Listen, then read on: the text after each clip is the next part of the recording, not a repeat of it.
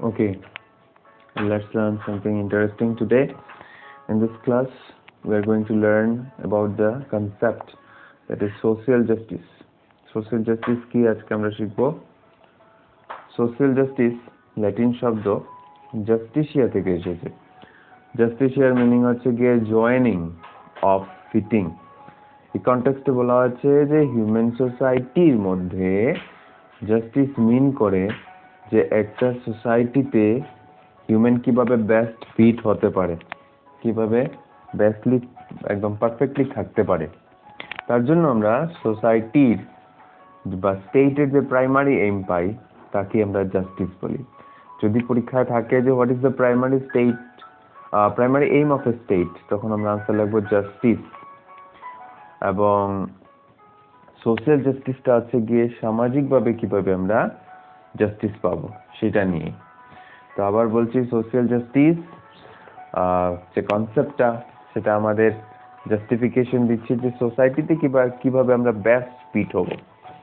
আর justice শব্দের basic শব্দের অর্থ হচ্ছে গিয়ে শুধু যদি আমরা জাস্টিসটা ধরে নেই তখন সেটাকে আমরা বলি যদি ফেয়ারনেস বা ফেয়ার ট্রিটমেন্ট, তারপরে বলি যদি giving a man to his due, মানে যে 1কে 1 দেওয়া, 2কে 2 দেওয়া, 3কে 3 দেওয়া, মানে যার যতটুক অ্যাডিকুয়েট।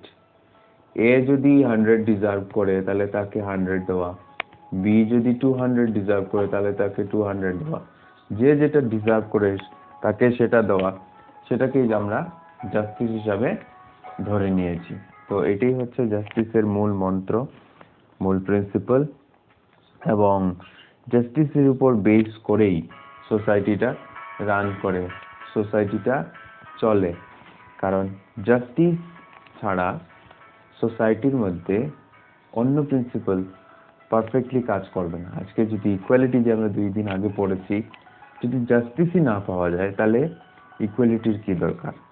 আমরা ন্যায় পাবো, সেটাই তো আমাদের মূল। ন্যায় যদি পেতে হয় তাহলে আমাদের বাকি প্রিন্সিপালও সুন্দর করে চলতে হবে এবং ফাইনালি অ্যাটেইন করতে হবে এই জাস্টিসটাকে। প্রাচীন ভারতবর্ষ আমরা যে জাস্টিসটাকে নিয়ে স্টাডি যখন করা হয়েছে তখন পেয়েছি জাস্টিস কি? জাস্টিস মানে ধর্ম রক্ষা করা, ধর্ম পালন করা বা ধর্মের বিচার করা, ধর্মের সাথে চলা, সেটাকে জাস্টিস বলা হয়েছে। তো জাস্টিস আলটিমেটলি হচ্ছে গিয়ে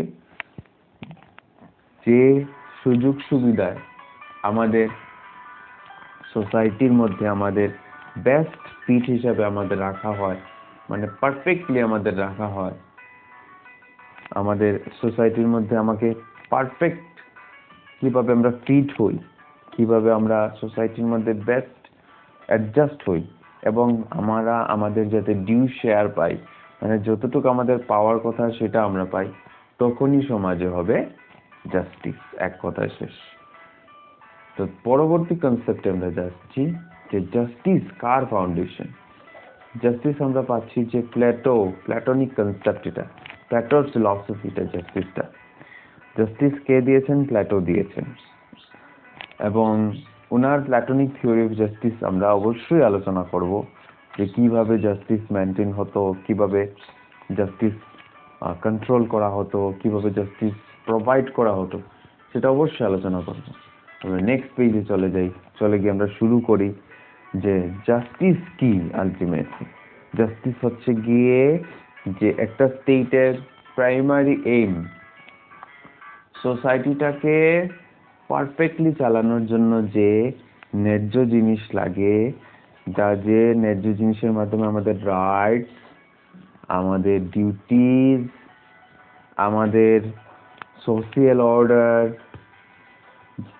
মেনটেন হবে, সেটাই হচ্ছে গিয়ে জাস্টিস। সবকিছু আমাদের রাইটস, ডিউটি, সোশিয়াল অর্ডার গুলো কন্ট্রোল করতে গেলে আমাদের যে ফিট ওয়ে দেওয়া হবে সেটাই হচ্ছে জাস্টিস। প্লেটোর রিপাবলিক বই আমরা পাই, তার রিপাবলিকে উনি বলে গেছেন জাস্ট স্টেটের কথা, এবং উনার মতে জাস্ট স্টেটটাই হচ্ছে গিয়ে আইডিয়াল, ওটাই হচ্ছে গিয়ে পারফেক্ট স্টেট। জাস্টিস আমাদের বইয়ে লেখা আছে যে একটা ল্যাটিন শব্দ থেকে এসেছে জাস। এটার অর্থ হচ্ছে গিয়ে বন্ড অর এ টাই, যে কোনো ধরনের বন্ড। তো জাস্টিস মেইনলি মিন করে কি? জাস্টিস মেইনলি মিন করে যে আমরা যখন কোনো জিনিস শুদ্ধভাবে রাইট ওয়েতে, রিজনেবল ওয়েতে পাবো, সেটাই হচ্ছে জাস্টিস। এবং আমাদের স্টেটের মরাল এবং প্রাইমারি এইমই হচ্ছে আমাদেরকে এই জাস্টিসটা প্রোভাইড করা।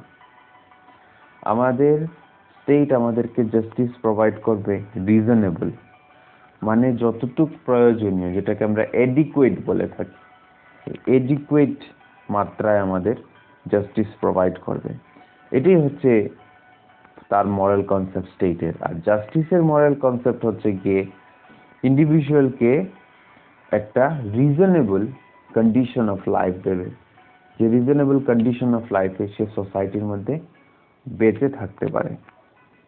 তার জন্য জাস্টিস হিউম্যান বা ইন্ডিভিজুয়ালের সোশিয়াল অর্ডার নিয়ে কাজ করে, কারণ সমাজেই তো বাঁচতে হবে ইন্ডিভিজুয়ালকে।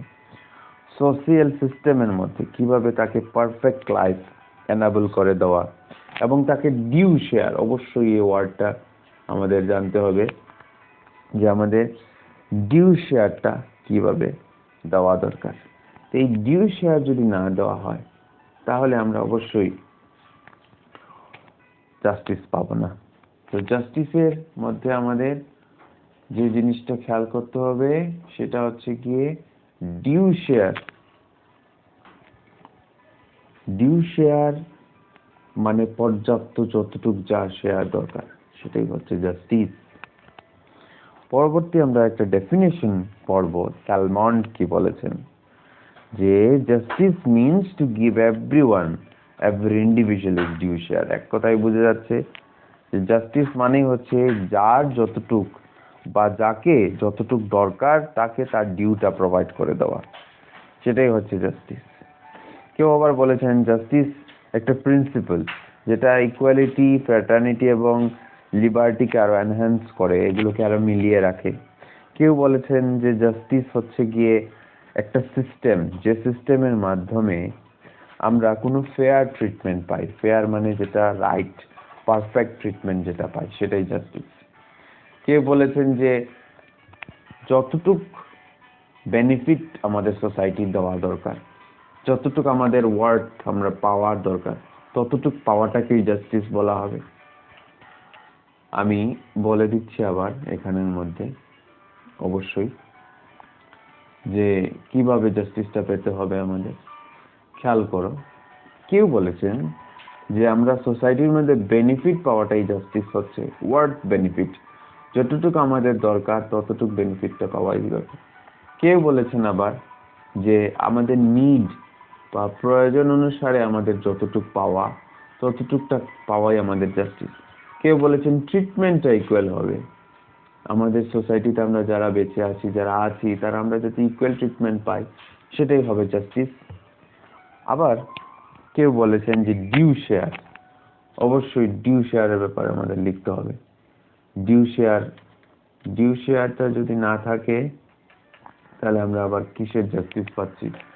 আমরা কোনো ধরনের জাস্টিস পাচ্ছি না যদি আমাদের ডিউ শেয়ার না থাকে।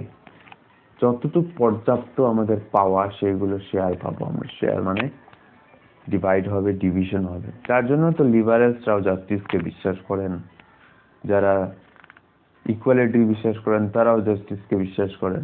কারণ জাস্টিস এর একটা মিনিং হচ্ছে যে জাস্ট, যে ইউএস জাস্ট মানে বন্ড অর এ টাই, মানে একটা সম্পর্ক গঠন করা।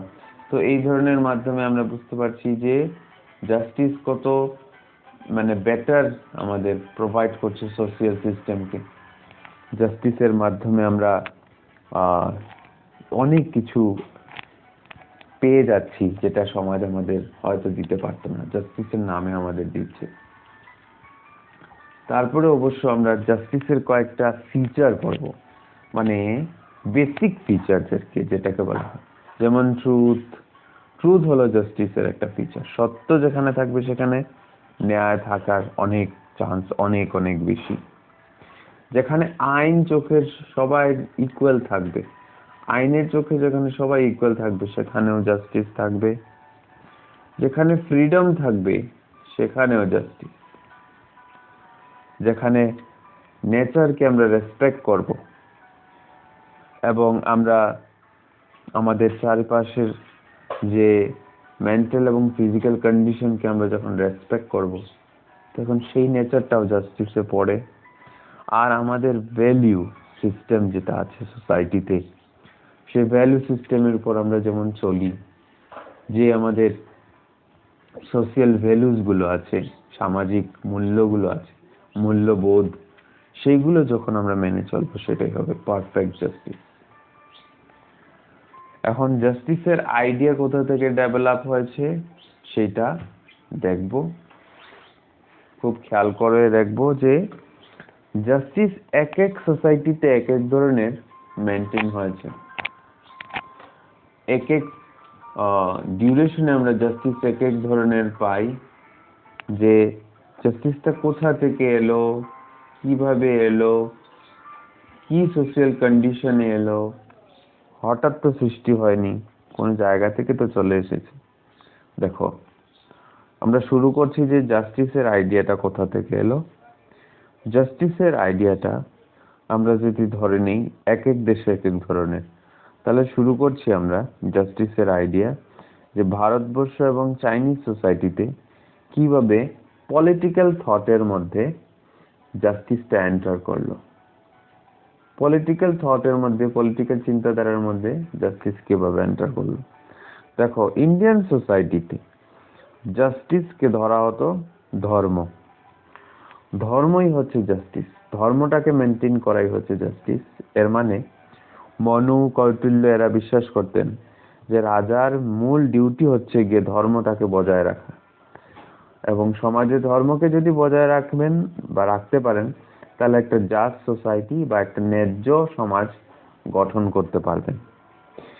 ঠিক এইভাবে চাইনিজ ফিলসফার কনফুসিয়াস বলে একজন বলেছেন যে রাজার সবচেয়ে বড় ডিউটি হলো গিয়ে যে শুদ্ধকে অ্যাওয়ার্ড দেওয়া এবং ভুলকে পানিশমেন্ট দেওয়া। যে শুদ্ধ করবে তাকে অ্যাওয়ার্ড দেব এবং যে ভুল করবে তাকে পানিশমেন্ট দেব, সেটাই হচ্ছে জাস্টিস। আবার গ্রিক সোসাইটিতে আমরা কি দেখি জাস্টিসের ব্যাপারে। গ্রিক সোসাইটিতে আমরা জাস্টিসকে বুঝতে আমরা প্লেটোর রিপাবলিক ইউজ করবো, দ্য রিপাবলিক। এই রিপাবলিকের মধ্যে আমরা বুঝবো যে প্লেটো কি বলেছেন, যে যখন এক একটা ক্লাস এক এক ধরনের ডিউটি করবে, যেমন যারা রুলার বা যারা গার্জিয়ান ক্লাস তারা রুল করবে, যারা ওয়ারিয়ার যারা সোলজার আছে তারা তাদের সেফটি প্রোভাইড করবে, এবং যারা ফার্মার্স আছে বা লেবারার আছে তারা প্রোডাকশন করবে, প্রডিউস করবে। যখন একটা ক্লাস আর একটা ক্লাসের মধ্যে ইন্টারফেয়ার না করে নিজের কাজ নিজে করে যাবে, তখনই হবে সামাজিক ন্যায় বা সোশ্যাল জাস্টিস।